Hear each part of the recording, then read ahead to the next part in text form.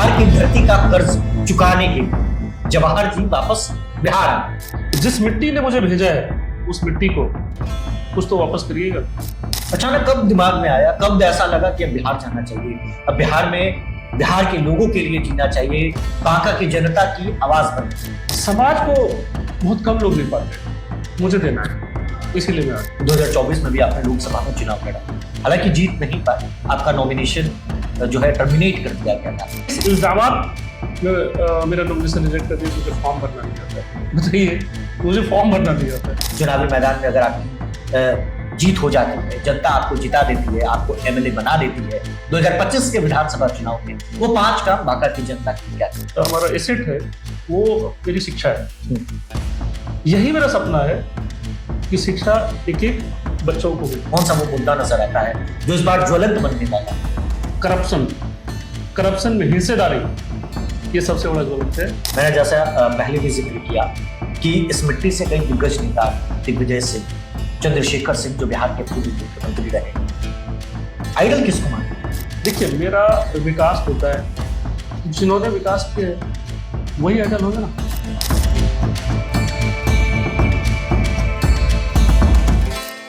आपकी आवाज को सुनने आ रही है प्रभात खबर इलेक्शन एक्सप्रेस। देखते रहिए प्रभात खबर इलेक्शन एक्सप्रेस। बिहार की मिट्टी का कर्ज चुकाने बिहार का एक लाख फिर से बिहार में आ गया।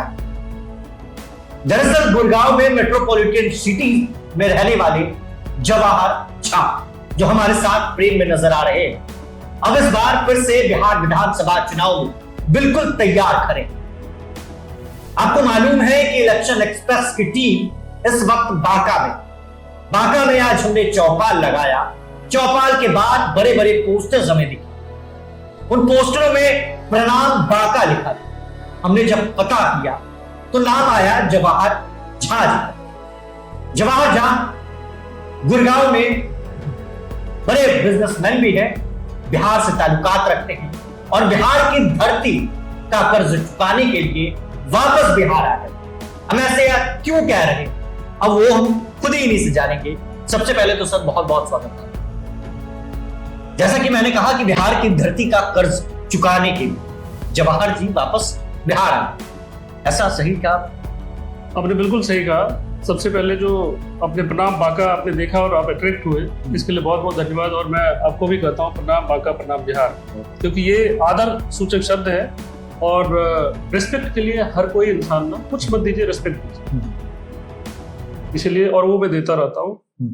हाँ, मैं बाहर था अपने, अगर इस मिट्टी ने मुझे बाहर भेजा था जी, मैं बहुत बड़ा आदमी नहीं हूँ, मैं साधारण आदमी हूँ, तो जिस मिट्टी ने मुझे भेजा है उस मिट्टी को कुछ तो वापस करिएगा। कर्ज चुकाने आ गए वापस, इसीलिए मैं यहाँ आया हूँ। लोग कई कह रहे थे कि भाई बड़े बिजनेसमैन हैं, ऐशो आराम की जिंदगी जी रहे थे गुड़गांव में, अचानक आ गए। देखिए, जब आप बहुत बड़े होते चले जाते हैं तो ऐशो आराम नहीं होता है, फिर काम होता है और काम होता है, तो आपकी जो कार्य करने की जो क्षमता भी बढ़ती है और आपका अवधि भी बढ़ता है, टाइमिंग भी बढ़ता है, इसीलिए वो आराम नहीं होता। कभी भी काम करने वाले को कभी आराम नहीं होता। अचानक कब दिमाग में आया, कब ऐसा लगा कि अब बिहार जाना चाहिए, अब बिहार में बिहार के लोगों के लिए जीना चाहिए, बांका की जनता की आवाज बनना चाहिए? देखिए, मैं बड़ा ही एक गरीब परिवार से ताल्लुकात रखने वाला लड़का हूं। गरीबी में जी रहे थे और लेकिन गरीबी की चादर हम नहीं ओढ़े कभी, ये वक्त है, बदल जाएगा। तो धीरे धीरे करके हम मेहनत करके उसको बदल रहे थे। थोड़ी बहुत संतुष्टि हुई कि नहीं ठीक है, अब खाने पीने लायक हम हो गए। उसके बाद हमने कुछ अपने परिवार के लिए सोचा कि अपने परिवार और संबंधी, जानते हैं गरीबों के जो संबंध गरीब लोगों के साथ ही होता है, तो थोड़ा आपस में भी हम लोगों ने विचार किया कि नहीं, थोड़ा हम लोग मेहनत करते और आगे बढ़ते। संजोग से जो सोचे वो करते चले गए। लेकिन एक समाज एक ऐसा पहलू है जिंदगी का जिसको हम कुछ नहीं देते। आपको कमाते हैं, अपने घर वाले को दे देते हैं अगर ज्यादा मन होता है। वैसे आज की स्थिति ऐसी है कि नहीं देते, उल्टा ले लेते हैं, लेकिन देते हैं, देने वाले भी होते हैं। समाज को बहुत कम लोग दे पाते हैं, मुझे देना है, इसीलिए मैं आ गया। 2024 के लोकसभा चुनाव में भी जिक्र हुआ जब हम लोगों के बीच जा रहे थे तो पता लगा कि 2024 में भी आपने लोकसभा में चुनाव लड़ा, हालांकि जीत नहीं पाए, आपका नॉमिनेशन जो है टर्मिनेट कर दिया गया था, आप वहां तक गए ही नहीं, आपको जाने ही नहीं दिया गया, या फिर क्या हुआ उस वक्त, क्या हुआ था? मैं आया, एक देखिए मेरे ऊपर मेरा कोई गॉडफादर नहीं है, तो मैंने प्लान किया कि जब तुम्हारा कोई गॉडफादर नहीं है, तुम एक गरीब घर के बच्चे रहे हुए हो, तो हमारे पास दो रास्ते थे, या तो मैं किसी पार्टी में जाकर के ज्वाइन कर लेता या मैं जनता को ज्वाइन कर लेता। तो मैंने सोचा कि मैं मेहनती आदमी हूं तो मैं जनता को ज्वाइन कर लेता हूँ। मैंने जनता से, अपने परिवार से ज्वाइन किया, समाज से ज्वाइन किया। हमें धीरे धीरे उन्होंने घर में बिठाना चालू किया, प्यार करना चालू किया, मेरा हौसला बढ़ता चला गया और मैं जो करता हूं उसको डंके की चोट पे करता हूं। तो मैंने डे 1 को जब आया था, पहले दिन जब आए थे, तो पहले दिन ही हमने कहा था कि मुझे लोकसभा चुनाव लड़ना है, कुछ इधर उधर की बातें नहीं है। और ये कहते हुए मैं घर घर जाना चालू किया, गांव गांव जाना चालू किया। इस तरीके से टोटल 2200 के आसपास में गांव है हमारे लोकसभा में, हम 1400 के आसपास गांव चले गए। अच्छा। और लोगों ने मुझे बिल्कुल एक्सेप्ट करते चले गए, मेरा हौसला बढ़ता चला गया। जब इसकी ये आवाज जब सरकार के पास गई, तो उनके तो तंत्र है, सारे तंत्र उनके ही होते हैं।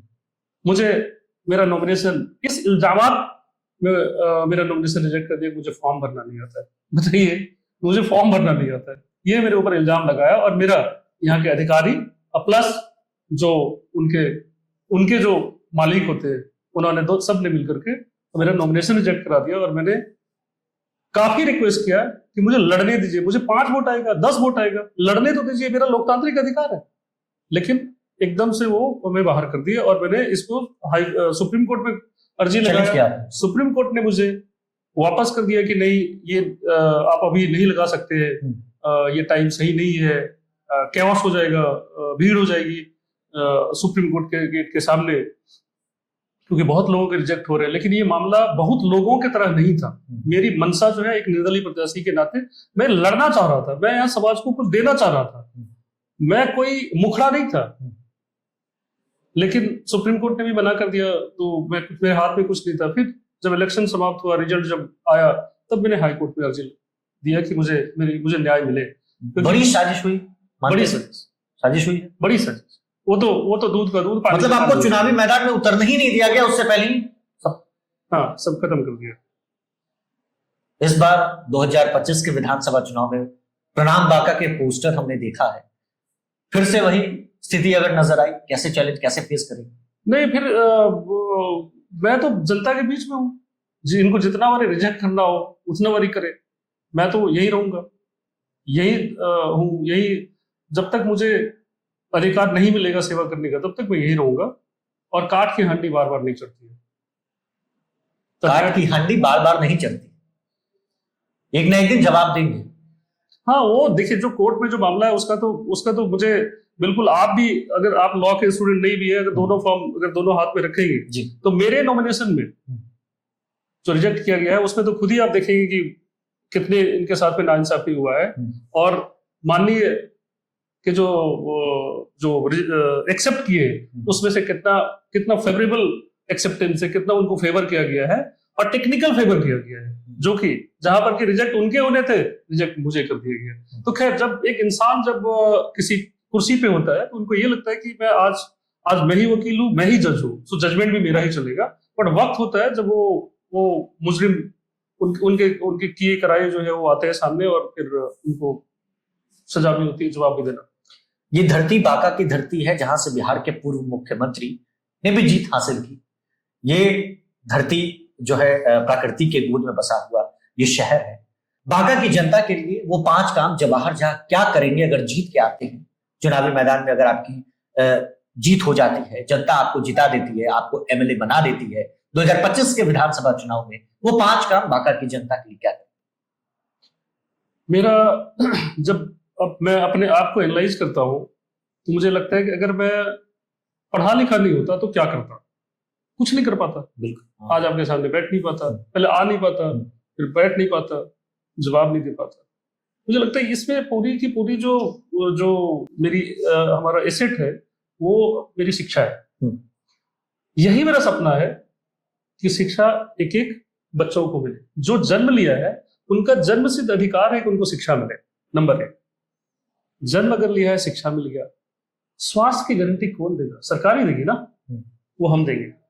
एक प्रतिनिधि का काम क्या होता है कि जो सिस्टम है उसको इंश्योर करना कि वो आराम से चल रहा है कि नहीं चल रहा है, तरीके से चल रहा है कि नहीं चल रहा है, और तो कुछ नहीं होता।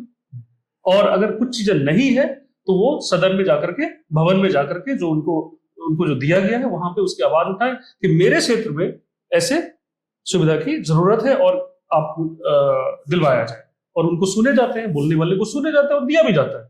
तो शिक्षा, दूसरा स्वास्थ्य, सिंचाई। देखिए, धान का कटोरा बांका को बोलते हैं, धान का कटोरा, मतलब कि यहाँ पे एक आज के डेट में अगर देखा जाए तो एक ही यहाँ पे व्यवस्था है जिसके ऊपर हमारा जीना मरना होता है, वो हमारी किसानी होती है, खेती होती है। अब खेती के लिए हमारे पास नहर नहीं है, हमारे पास जहां पे नहर नहीं है बोरिंग होनी चाहिए, बिजली होनी चाहिए, टेक्नोलॉजी को जो खेती है वो कृत्रिम होनी चाहिए।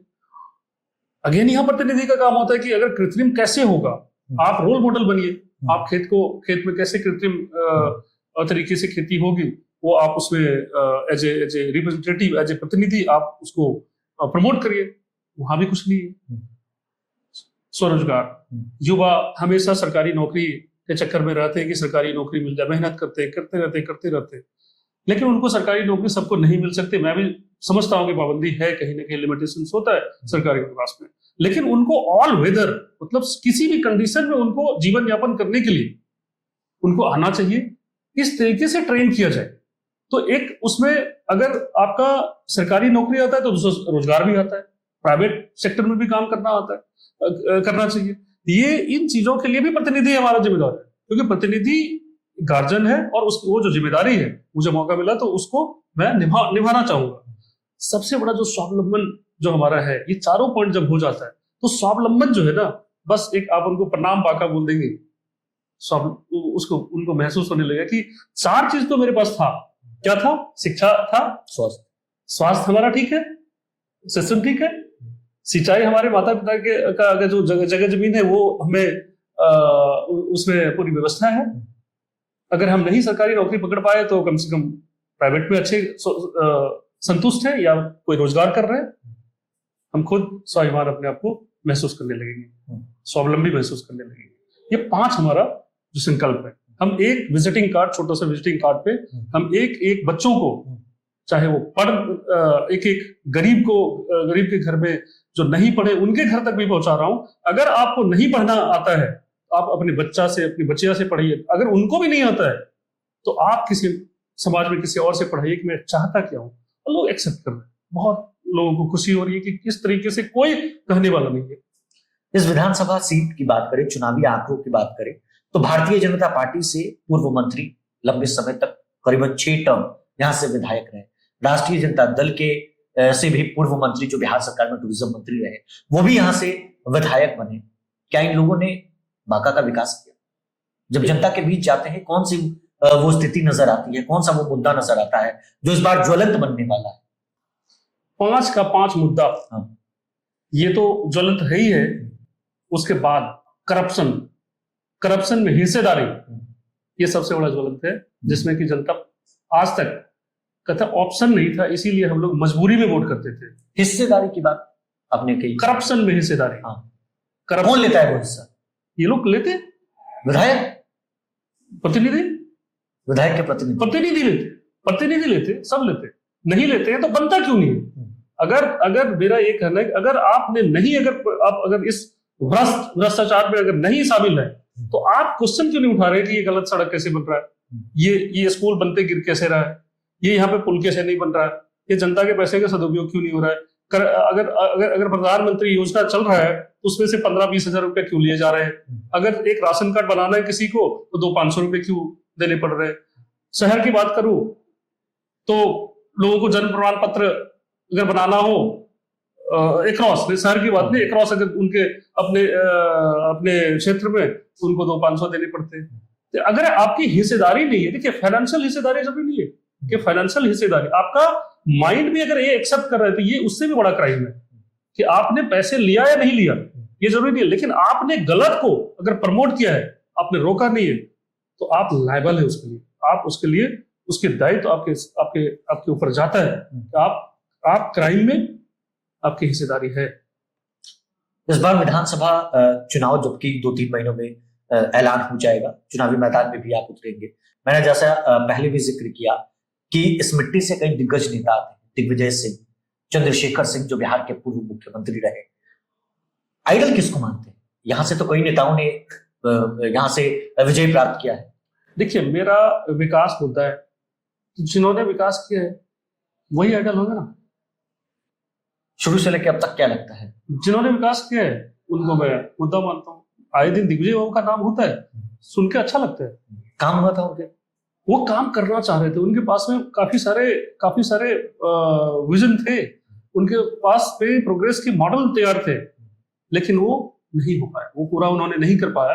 वो प्राकृतिक वजह वो उनको भगवान उठा ले गए, इस वजह से करते हो सकता है हम लोग को यहाँ आने की जरूरत नहीं पड़ती। जब सब चीज होता ही, हम लोग यहाँ क्या करते आकर के? फिर तो हम लोग आते घूमने के लिए, हम अपने अच्छे शहर में जा रहे हैं घूमने के लिए आते। फिर एक बात और, हम यहाँ राजनीति करने नहीं आए, मैं आपको बता दूं, हम राजनीति से बचाने आए।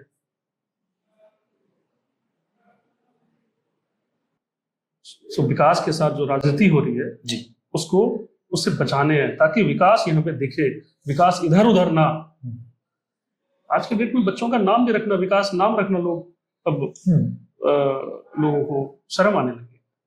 सबसे बड़ी दिक्कत क्या नजर आ रही है इस विधानसभा में? आप तो 1 साल से 2 साल से यहाँ पर घूम रहे हैं। हाँ। आपने जैसा पहले भी मुझे बताया कि हमने जब ऑन नहीं हमने किया था तब, कि आप 2023 में बिहार, तब से लेकर अब तक सबसे बड़ा मुद्दा लोकसभा चुनाव की बात करें या फिर विधानसभा में, सबसे वो ज्वलंत मुद्दा क्या है जो इस बार चोट देने वाला है? ये सबसे बड़ा, देखिए, अब एक मुद्दा हो तो मैं आपको सबसे बड़ा मुद्दा बोल दूंगा। मेरा जो फेवरेट जो चैप्टर है, मैंने वहां भी आपको बोला, जब हमारा चौपाल चल रहा था वहां भी बोला, हमारा जो मेरा फेवरेट जो चैप्टर है ना, वो क्या है? एजुकेशन है, शिक्षा है। एक बच्चे को शिक्षा मिले, तो उसका अभाव मैं देख रहा हूँ। बाकी चीजें तो मैंने बताया, 5 चीजों का अभाव है। मतलब प्रण है शिक्षा को लेकर के, शिक्षा व्यवस्था सुधारना है। निश्चित उसके लिए मेरे पास आपने चौपाल में देखा, कोई हमें विश भी करने लगे थे कि आप शिक्षा मंत्री बन जाएंगे। खैर, वो भावुक हो रहे थे। मैं भी इतना नहीं सोच पा रहा हूं, लेकिन अगर मुझे मौका लगा तो मैं एक विद्यालय जाकर के मैं शिक्षक से मैं ये हाथ जोड़ करके कहूंगा कि ये बच्चे आप ही के हैं, आप जितना इनको दे पाइए ना, जितना देना चाहते हैं उससे मेरे कहने से ज्यादा दीजिए। ये बच्चे आपके हैं, ये बच्चे भारत के ही है, ये बच्चे बांका के ही है, ये बच्चे बिहार के ही है, तो आपके हुए अगर बनेगा तो आप ही का नाम रोशन करेगा, और वो मानेंगे और होगा, देखना विकास।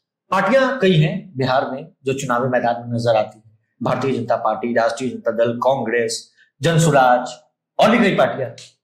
निर्दलीय है क्यों?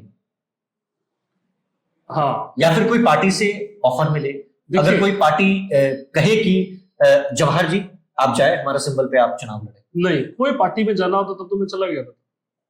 ऑफर मिला था 24 में लोकसभा में? हाँ, लोकसभा में मिले थे मुझे, लेकिन उनका मतलब वो मेरे विजन से बहुत ही अलग है। केवल चुनाव लड़ना मेरा मुद्दा नहीं है कि लड़ जाए और कुछ वोट हम इकट्ठा कर ले, वो नहीं है। मैंने पहले ही बताया आपको, जब काम करते हैं तो लगन के साथ करते हैं, वो आधे अधूरे नहीं और लालच से नहीं करते कि कुछ तो मिल जाएगा। रिजल्ट ओरिएंटेड काम करते हैं, और रिजल्ट ओरिएंटेड हर व्यक्ति को काम करना चाहिए। तो किसी पार्टी से नहीं लड़ेंगे, जिसको वोट दिया है वो सोचे। यहां हमने जब लोगों से बातचीत की तो लोग कह रहे थे कि बांका से कहीं बाहर जाने के लिए कोई ट्रेन नहीं अवेलेबल। ये भी एक मुद्दा होने वाला है। देखिए, बांका से ट्रेन एक चल रही है, उसको शनिवार या रविवार दोनों में से शायद एक दिन या 2 दिन बंद कर दिया। हो सकता है कि वो भी बंद हो जाए, क्योंकि रेलवे का भी एक समस्या है कि एक ट्रेन चल रही थी अभी। अब चांदन एक हमारा पुल है यहाँ शहर के जस्ट बाहर पे, उस पे जो पुल है वो भी बड़ा डैमेज होते जा रहा है, तो हो सकता है वो भी बंद हो जाए। तो अभी तो और ट्रेन, दूर तक की ट्रेन, वो तो हम कल्पना है ही है, वो तो बहुत ही नेक्स्ट स्टेज है। और अगर मौका लगा तो सब चीज को करेंगे धीरे धीरे, अधिकार मांगेंगे ऊपर जाकर के, अपने जो सुपीरियर होते हैं, जो गीवर होते हैं, सिस्टम के गीवर जो होते हैं, करेंगे वो कुछ। तो क्योंकि आपके लिए ये मुश्किल भी होने वाला है, क्योंकि आपने कहा कि मैं निर्दलीय चुनावी मैदान में उतरूंगा। पार्टी पॉलिटिक्स बिल्कुल नहीं, सरकार तो चाहे एनडीए की बनेगी या फिर महागठबंधन की बनेगी, तो लड़कर तो हक लेना पड़ेगा। हाँ लेंगे ना, मेरा एक सीट तो मुझे हक दिलाएगा ना। जब मुझे जनता यहाँ से हक दे देगी, मुझे भेज देगी भवन में, तो वहां पे एक सीट तो मेरा रहेगा ना। और मैं अगर किसी भी पार्टी को, जिनकी भी सरकार बनती है, उनसे अगर मैं बहुत आदर सूचक शब्दों में मांगूंगा अपने जनता के लिए, वो नहीं देंगे, देते हैं। आपके पास में होने चाहिए, तरीके होने चाहिए, क्यों नहीं देंगे? मनवा के मानेंगे, वो जिद है अंदर में। हाँ देंगे, मुझे विश्वास है। मुझे आखिर मेरे पास जो सब कुछ है वो कैसे है? हमने अपना तरकीब लगाया ना, स्वभाव जी, अपने स्वभाव से लोगों को समझाना, और उनके बाद उसके बाद में उनसे वो एक्सपेक्ट, और ज्यादा एक्सपेक्ट क्यों करना है? हमने तो बड़ा आराम से, देखिए सरकार का अपना एक मैनिफेस्टो है, वो तो सरकार बांका के परिवार को देंगे ना, चाहे मैं रहूं या कोई भी रहे, तो उसको भली भांति धरती पे उतारना ये पहला काम रहेगा ही रहेगा, जिसमें ये सारी चीज हो जाएगा। प्रतिनिधि के नाते सब चीज सिस्टम को इंश्योर करना, ये हमारी जिद है, जिसमें कि किसी और के इंटरफेरेंस की जरूरत नहीं है। उसके बाद बड़ी जो परियोजना है, उसके लिए बातचीत कीजिए और दरखास्त किया जाएगा, निश्चित रूप से देंगे। बिल्कुल, अगल बगल दे रहे हैं ना, वो कैसे ला, तो हमें क्यों नहीं देंगे? हमारा कैसे मान लेंगे कोई? ठीक है, चलिए एक और सवाल हम पूछते हैं। जैसा कि आपने बताया कि गुड़गांव में आप रहते थे, कितने बच्चे आपके? मेरी 2 डॉटर है, 2 बेटियां। गुड़गांव? दोनों डीपीएस में पढ़ती हुई। गुड़गांव में? हाँ। याद नहीं आती?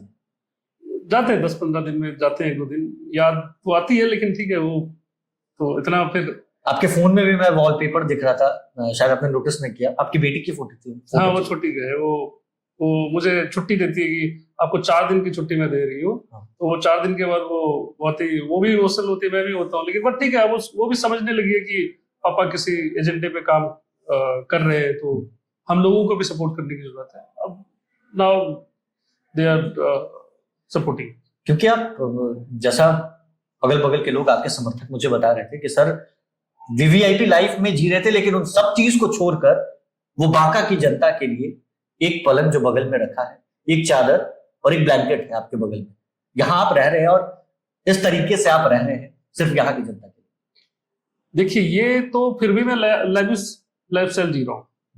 करने वाले तो एक धोती ओढ़ के निकल गए थे। सही बात। मैं तो बहुत लैविश अभी भी जी रहा हूँ। हाँ। उन्होंने तो धोती पहन करके और निकल गए थे कि मुझे आजादी दिलानी है देश। तो वो अगर कर पाऊं तो मुझे बहुत अच्छा लगेगा।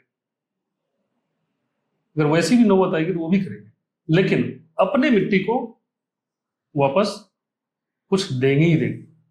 पूरा रोड मैप आपका बिल्कुल तैयार है? बिल्कुल तैयार है, बिल्कुल तैयार है।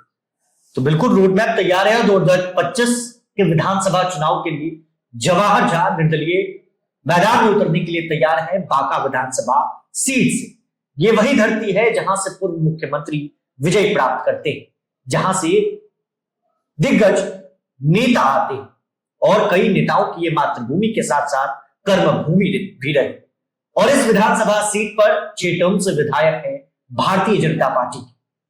राष्ट्रीय जनता दल के भी पूर्व मंत्री यहां से कई टर्म विधायक हैं, और इन सबके बीच अब निर्दलीय चुनावी मैदान में टक्कर देने के लिए जवाहर झा बिल्कुल तैयार बैठे हैं। आज हमारे साथ बातचीत करने के लिए खुद मौजूद थे। आपका वीडियो में बने रहने के लिए आपका बहुत बहुत शुक्रिया। इजाजत दीजिए। प्रणाम बांका। प्रभातखबर.com, विश्वास वही, रफ्तार नहीं।